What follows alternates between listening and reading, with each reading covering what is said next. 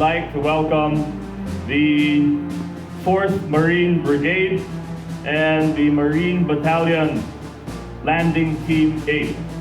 With my best wishes, our warmest welcome.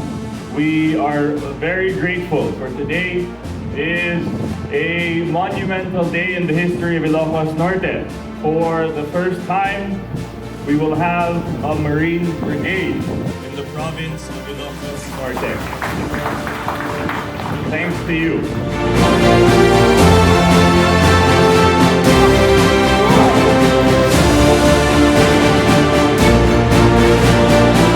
Agbiag, Marines, Agbiag, Nolcom, Agbiag, AFP, Agbiag, Ilocos Norte. Just